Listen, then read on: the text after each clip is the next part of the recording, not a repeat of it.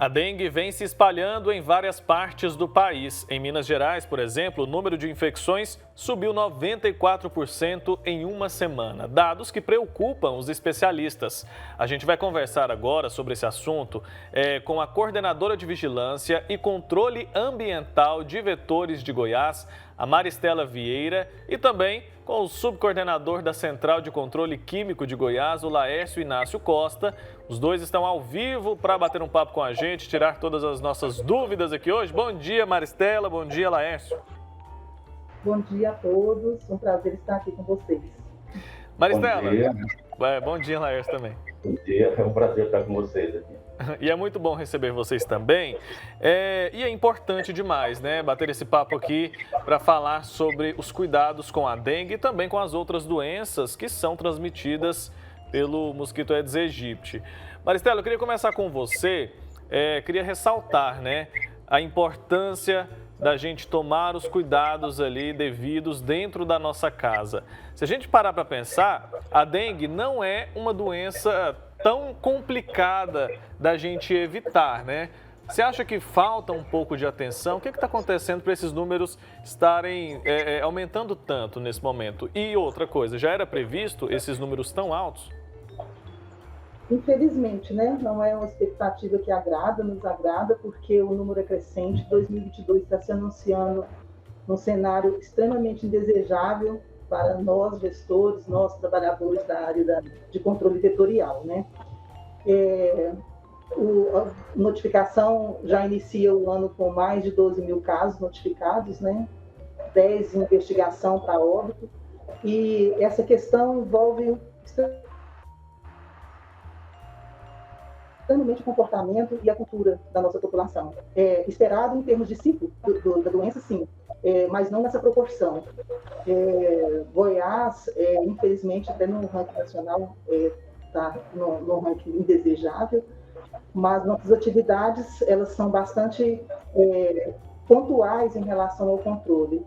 É um esforço conjunto, a Secretaria de Saúde trabalha em parcerias, né? Nossas regionais de saúde estão representadas no interior do estado e os municípios, né, que tem a parte que lida com o trabalho direto nas vistorias domiciliares, que é onde está a nossa grande preocupação, também se encontram estruturados, porém a gente enfrenta a questão de comportamento da população.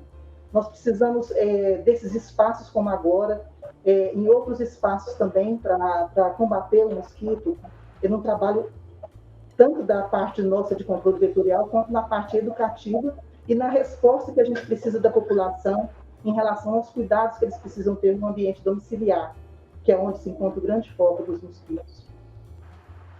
Certo. Maristela, Laércio, muito bom dia. Obrigada por estarem aqui com a gente. Laércio, eu queria que você falasse um pouquinho para a gente se essa quantidade de casos, né, aumentando aí a cada semana, é resultado da junção aí dessa quantidade de chuvas que a gente está tendo e também do descuido da população, é resultado dessa união aí que está fazendo com que os casos aumentem? Bom dia. Positivo. A gente vê muito bem aí que no cenário que nós temos hoje, que há muito tempo já se cogitava essa crescente nessa dengue se a gente não tomasse essas providências no intradomicílio, né? No peridomicílio nosso, que é no quintal, né? Se a gente não tiver o cuidado de eliminar água parada, eliminar criadouros por si só, a gente com certeza não vai conseguir controlar esse mosquito, porque a gente sabe que erradicar hoje é difícil, mesmo porque se fala de uma tecla há muitos anos a moradores de eliminar água parada nos quintal. Se você eliminar a água parada, eliminar os criadouros, com certeza a gente consegue controlar. Se isso não for feito, a gente vai continuar com esse mesmo cenário há muito tempo. Certo, Laércio, a gente viu ali, inclusive nas imagens, enquanto a Maristela falava, aquela fumaça, né, sendo ali aspergida por um drone. Eu queria que você falasse para a gente como que tem sido feito esse combate a essa doença aqui em Goiânia, por exemplo? Vamos dar o exemplo de Goiânia, né? Mas lembrando que a gente está falando aqui para o Brasil inteiro. Esse tipo de recurso ainda é utilizado? Porque eu lembro que antigamente era muito comum, né? Passava aquele carro na rua, jogando aquela fumaça. Aquilo ainda é utilizado? Olha, a gente está hoje fazendo um trabalho com o UBV motorizada costal. A gente percebe que tem um resultado melhor, uma eficácia melhor com o UBV costal motorizada. Aquela máquina que os operadores colocam nas costas e adentra os imóveis, olhando, nebulizando os quintais. Aquilo tem um resultado melhor, por quê? Porque você aproxima mais do imóvel. E o imóvel, ele estando com portas e janelas abertas, facilita com que essas névoas adentrem esse local e consiga impactar o vetor.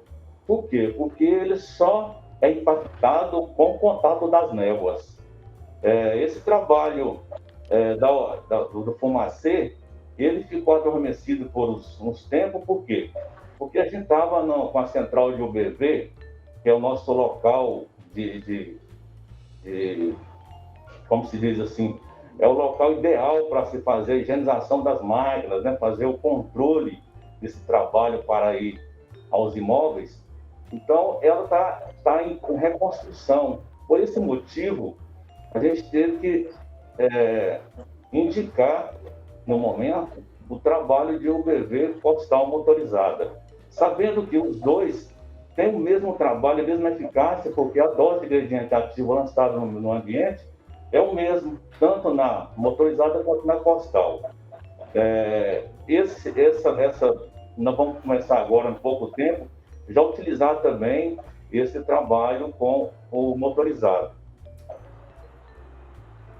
Certo. Ô Maristela, além desse trabalho que o Laércio explicou para a gente, né, do Fumacê, explica para a gente como que é feito essa orientação à população pelos agentes que vão até as casas. O que esses agentes eles fazem ali nas casas? Se é uma fiscalização, colocam um remédio, quais tipos de orientação eles passam aí para a população e a importância também das pessoas receberem, né, esses profissionais? Sim, o trabalho ele é realizado pelos agentes de combate a endemias. Eles são vinculados aos nossos municípios e eles fazem essa chamada visita domiciliar. É um trabalho rotineiro. Nós estamos com eles suspensos ou restritos durante o período da pandemia. Porém, agora, final de 2021, elas foram retomadas através das orientações técnicas do Ministério da Saúde. O Estado reforçou através de um documento chamado Nota de Recomendação, para a questão agora da necessidade do uso de máscara, da abordagem com distanciamento ao morador. Então, esse trabalho é feito dentro de uma programação, um planejamento do município, que atinge um determinado setor do município, onde foi identificado, evidenciado focos. Então, um trabalho direcionado nas áreas consideradas de risco dentro de um determinado município. Eles abordam o morador, hoje, através desses documentos que nos respaldam para que eles sejam orientados nessa retomada, entra dentro do domicílio, na parte externa do quintal, tem uma rotina, um procedimento para essa situação. Ele é acompanhado pelo morador, ele não faz o trabalho sozinho, e essa é a parte fundamental, porque ele é o elo de ligação entre a parte que vai fazer as orientações, a decisão dos gestores para a aplicação de produtos químicos. Nesse momento, ele está a pessoa mais próxima de comunicação com o morador para entender, identificar dentro do quintal dele a possibilidade de existência de focos. Naquele momento, até algumas ações já são realizadas em termos de eliminação, que são os comuns, não tem nada de novidade para a gente em relação às garrafas, a descartáveis, a condicionamento de lixo, a questão de calhas, pneus, tudo isso, o lixo gerado pelo morador, né? Então, essa questão ela é vistoriada na parte externa do imóvel e, nesse momento, já ocorre o tão importante que a gente considera o processo educativo. Então, nesse momento, ele já faz a orientação com o morador. A parte dentro do domicílio, ela estava com restrição, continua com restrição, mas cada município adota, e junto com a orientação para os seus agentes, em relação a essa conduta, né? Então, dentro do ambiente do quintal, da casa do morador, isso é fundamental o trabalho dos agentes de combate às endemias, para essa interlocução com a parte da educação básica, de trazer as informações do que foi encontrado, do que foi eliminado e do que foi tratado em termos do larvicida que ele já leva para poder atingir a um determinado ponto, como fossas. Outras partes, como também uma preocupação muito grande, ponto de contaminação, é a parte de reservatórios elevados, como caixa d'água. Nessa parte de difícil acesso para o agente, nós contamos com uma parceria importantíssima do Corpo de Bombeiros, que nos acompanha na parte onde está uma ação mais rigorosa com relação à utilização de drones, que o bombeiro tem a habilidade, tem o instrumento, então é uma parceria também de identificação, proteção e tratamento desse local também, que pode ser um ambiente de risco para a questão de proliferação. Como que esse trabalho tem sido feito naqueles imóveis que não tem morador? Às vezes é só um lote, às vezes uma casa abandonada. Esse trabalho ele consegue ser efetivo também nesses espaços? Sim, aqui na Superintendência de Vigilância em Saúde, nós temos áreas coordenadas para trabalhar. Então, quando a ação está sendo realizada pelo agente combate endemias e é identificado situações como essas, a vigilância sanitária é uma ação conjunta. Quando se trata do município, é uma parceria, e eles têm alguns municípios têm uma legislação que permite fazer, junto com o Corpo de Bombeiro, adentrar nesse modo. Principalmente nos municípios turísticos, onde são, ou cidades dormitórios, como são chamadas, né, ocorre muito de ter essa identificação de imóveis fechados.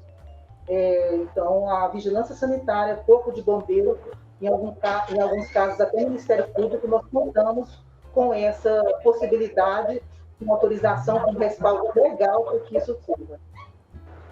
Importante demais, né? Agora, Laércio, explica para a gente como é que é a proliferação do mosquito, né? Porque muita gente pensa, é uma piscina abandonada com aquele tanto de água lá paradinha que vai ter esse mosquito. Fala pra gente se é só em água limpa, água parada, água suja, o recipiente depende do tamanho dele para que esse mosquito consiga, ou numa tampinha mesmo ele consegue se multiplicar. Alerta a população em relação a esse ponto. É importantíssimo e muito abrangente essa área, porque nos primórdios, quando iniciou esse surto em Goiânia, no estado, só encontrava esse mosquito só em água limpa, né? Em água suja não tinha como ele se proliferar em água suja. Tamanho foi esse quantitativo de aumento que ele ficou disputando lugares, para se procriar, para elevar esse criador, esse mosquito a lá. Tanto é que hoje, em fossa, que era coisa que antes a gente jamais encontraria, hoje em fossa você encontra muita larva de mosquito do Aedes aegypti, né? Então, desde uma tampinha, né, que é um simples recipiente que esteja no quintal, ele é um local que tanto preocupante quanto uma piscina, né? Quanto uma borracharia que está cheia de pneus expostos, né? Tanto quanto aí um ferro velho, né? Que tem muita coisa ali que consiga fazer o criador do mosquito se elevar. Então, hoje, desde uma tampinha pequena, minúscula, até o maior dos recipientes, todos eles são preocupantes, né? A gente fica assim, quando a gente fala sobre inseticida, o pessoal chama muito de inseticida, vamos fazer com inseticida. Vale lembrar que o inseticida em si, ele não resolve o problema, né? Tem muitos moradores, muitas pessoas que se enganam que quando levam inseticida para a área, está resolvido o problema. Na verdade, o problema só se resolve hoje com a eliminação de criadouros, porque a nossa bomba hoje de inseticida, o nosso veículo hoje, ele simplesmente é um complemento desse trabalho realizado pelos agentes de saúde, pelos agentes de endemias e pelos moradores, né? Então, se o morador hoje eliminar o criador do seu quintal, todos fizerem isso, com certeza, em curto espaço de tempo, a gente consegue controlar esse nível de transmissão de Aedes aegypti. O problema, né, Laércio, é porque a gente depende dos outros, né?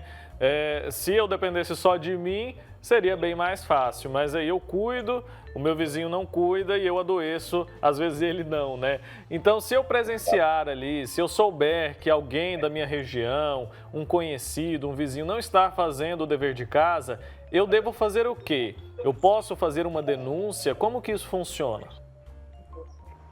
Na verdade, a gente tem que fazer essa denúncia para o próprio agente de endemias daquele local, né? Que ele, dali para frente, ele consiga ali tomar as providências necessárias.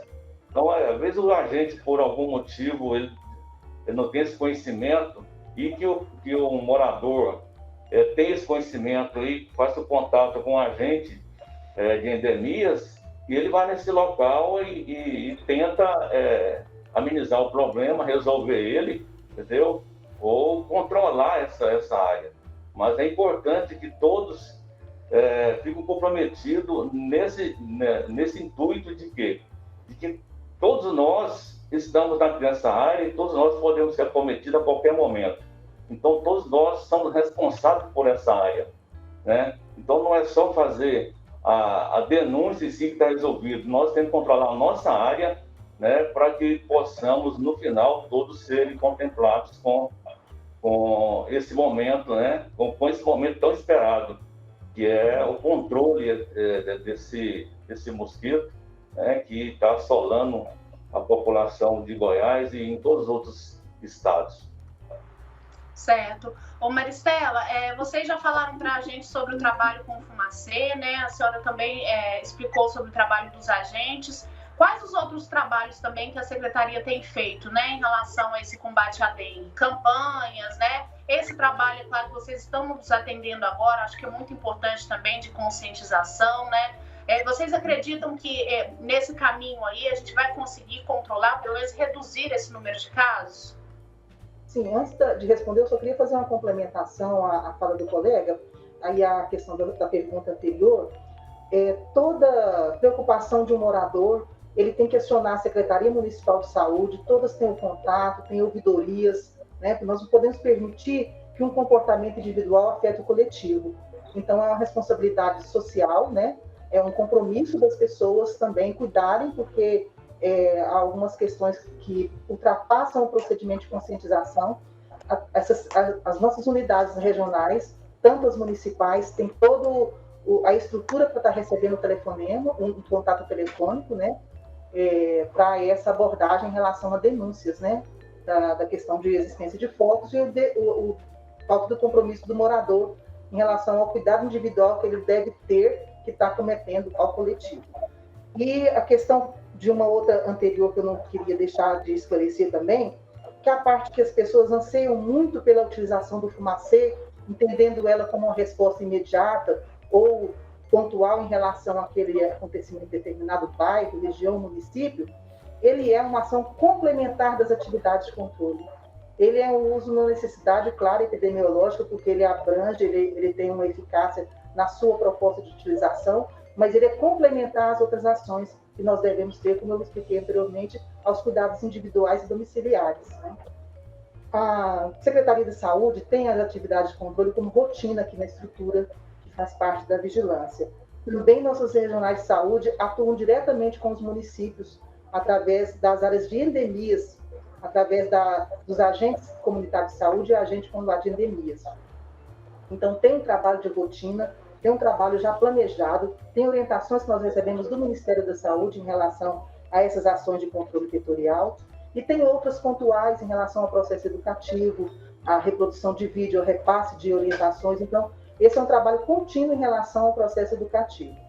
E outras grandes ações em relação, por exemplo, à região metropolitana em torno do Distrito Federal, estão sendo desenvolvidas através dessas parcerias e documentos legitimando essa ação de forma coordenada. Então, tanto aqui Goiânia, a Aparecida de Goiânia, todos os municípios que contemplam a região metropolitana, têm uma proposta de ação conjunta coordenada para que o que seja feito no município seja respaldado pelos demais vizinhos, vamos considerar assim. E outro trabalho também que está sendo iniciado agora na região do Doutor DF, buscando um esforço conjunto para que ocorra a redução desses casos de notificação, através de uma ação mais contundente em relação aos, vamos colocar assim, as regiões de alto risco.